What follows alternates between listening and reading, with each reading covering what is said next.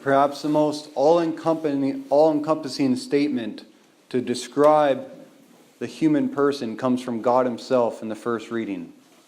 It is not good for man to be alone. Our Catholic faith is founded upon that idea about the human person. That we are made for relationship. That we are made for love. We're made for community. And the worst thing that could ever happen to us is that community is broken. And one time, John Paul II, early on in his pontificate, was talking about what does it mean to be a human being. And he says, man cannot live without love. He remains a being that is incomprehensible to himself.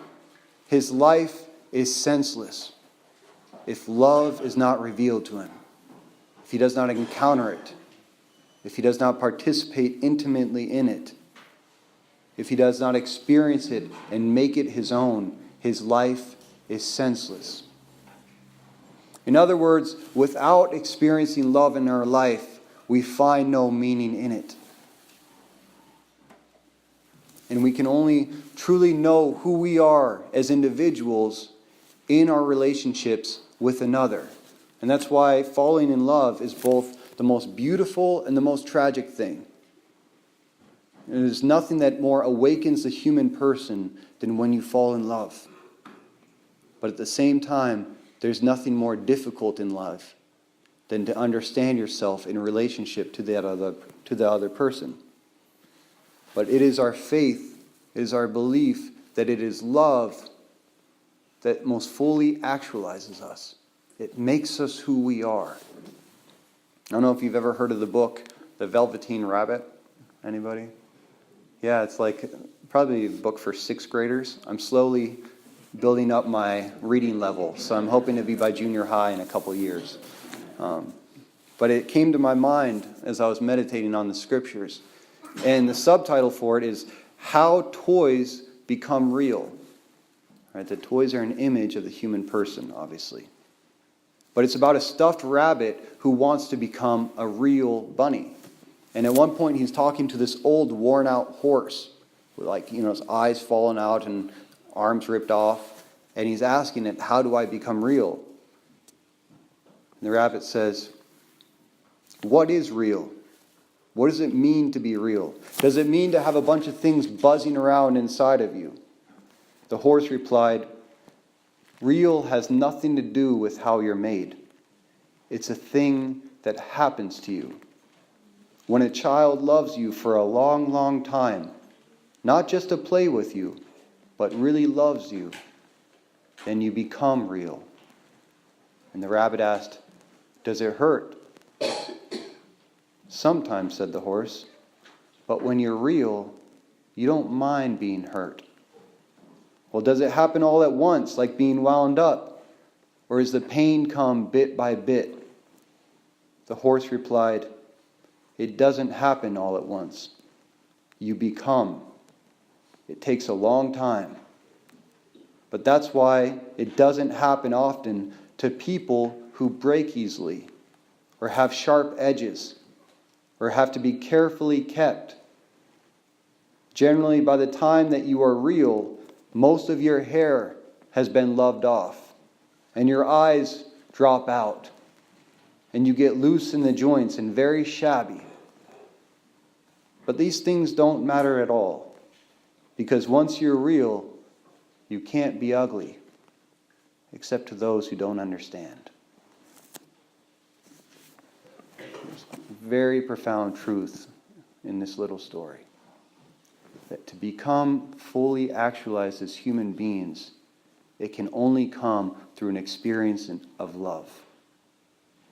But to experience that love, to experience becoming real, which is a process, we must be willing to endure the suffering along the way. Because that's what transforms us. Before love can transform us, it must deform us. It must break us down. And we see that most clearly, especially in the lives of the saints. You look at Mother Teresa at the beginning of her life, St. Mother Teresa, and at the end of her life. I mean, her entire body is wrinkled and crippled and arthritis everywhere. Why? Because she loves so much. The saints of the Catholic Church, like St. Kateri Tekakwitha, were the most real people to ever walk this earth because they weren't afraid to allow love to break them. They didn't hide. They stayed in it. And that's why Jesus, and that's why the Catholic Church has always been so strong on standing up against divorce. And right now I don't want to talk about, those who are divorced or process of dealing with those afterwards. I want to talk about to the youth and about what the idea of the human person is and what love really is so that we can help the epidemic before it gets bigger. So there's a lot of things we could say right now about divorce, but I want to focus in on what's the essence of the faith here. What's it built upon? Divorce is the opposite of love insofar as it protects us. Does the complete opposite of what love is supposed to do, which is make us vulnerable. But love protects us from that encounter. Divorce protects us from that encounter. It protects us from the cross. It protects us from suffering. It protects us from the pain that comes when you put your heart, your living, beating heart, in the hands of another human being, which is the most difficult thing we could ever do. But when we protect our hearts, we actually destroy them because we make them impenetrable. They no longer live, and they can no longer suffer. It's interesting that when Jesus was asked by the Pharisees, he was questioned, how could you possibly say that men and women can't get divorced? Moses said it was okay back in the Old Testament. What's Jesus' response? Moses allowed it to happen because of the hardness of your hearts. What an image in that. The hardness of your hearts. When we refuse to enter into the drama of life, the drama of love, the drama of becoming real, we protect our hearts to keep them safe. And in doing so, we destroy them by making them so hard. It's like the horse said to the rabbit, becoming real takes a very long time. That's why it doesn't happen often to people who break easily, or have sharp edges, or have to be carefully kept. A hard heart has to be carefully kept, has to be protected, because it has sharp edges and it breaks easily. And that is why divorce is becoming so prevalent in our times, and it's only going to get worse in our times. It's because, youth, you look at their relationships over the internet, over the keyboard, and over the phone. It's so hard for them to actually go on dates because they built up so much of their relationship encountering the other person through the safety of a computer or technology. Science is saying that youth now, it's almost impossible for them to have a face-to-face encounter with someone who's looking at them. The more that they care about someone, the more that they'll just hide their face because they haven't learned how to share that vulnerability in the moment because they're so used to doing it through a computer. It's an image of the human heart that the more we protect our hearts, the harder it is for us to even enter into relationship with others. We're afraid when our hearts become hard, they're so much easier to be broken. We become afraid of the vulnerability of true love, of putting our heart in the hands of other people who can hurt them, who make them real by wounding it. If you think about it, that's also the reason that drugs and alcohol is such a big temptation.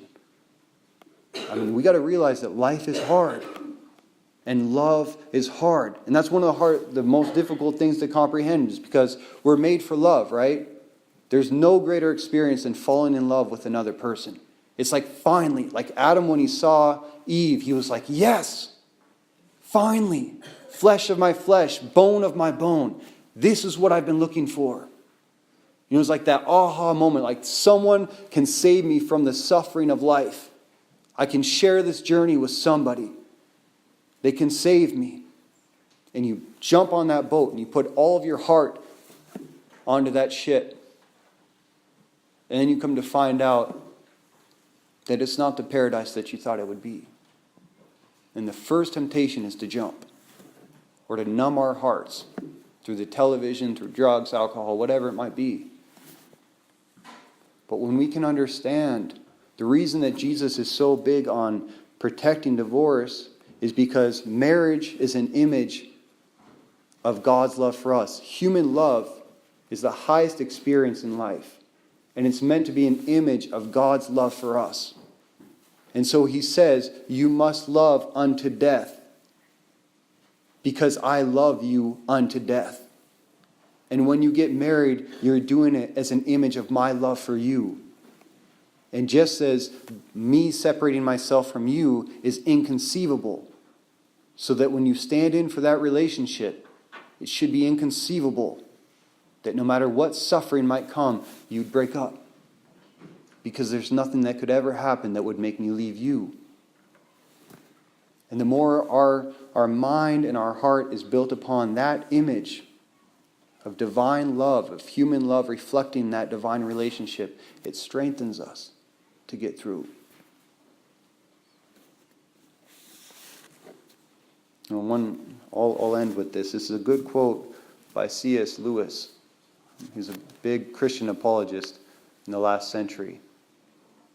But he says, to love at all is to be vulnerable. Love anything and your heart will be wrung and possibly broken. If you want to make sure of keeping it intact, you must give it to no one. Wrap it carefully around with hobbies and luxuries. Avoid all entanglements. Lock it up safe in yourself. But in that place, safe, dark, motionless, and airless, it will change. It will not be broken. It will become something much worse. It will become unbreakable, impregnable, irredeemable. Because to love is to be vulnerable. And to be vulnerable in that love is the pathway to the most authentic way we could live our life.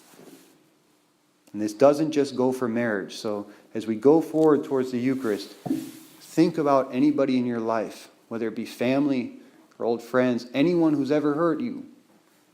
And out of that pain, which we all have the same reaction, we all have the same drama where we want to pull away and protect ourselves so we don't get hurt again. And there's some relationships where we can't go back into. It's too toxic. But especially with our family, especially with our loved ones, what is a way I can make reconciliation? What's a way I can become vulnerable again by opening that relationship up? And that's what Christ is teaching us to do every time we come to Mass. Because he doesn't just send us a word from the Scripture. He doesn't just send you a priest. He comes to you, his own heart, in the form of frail, weak, vulnerable bread. And he puts it in your hands. And he has you receive it so that his heart can come into your heart. You might be strengthened to once again be vulnerable in your relationships. To not close yourselves off, but have a real, living heart. And thereby become real ourselves.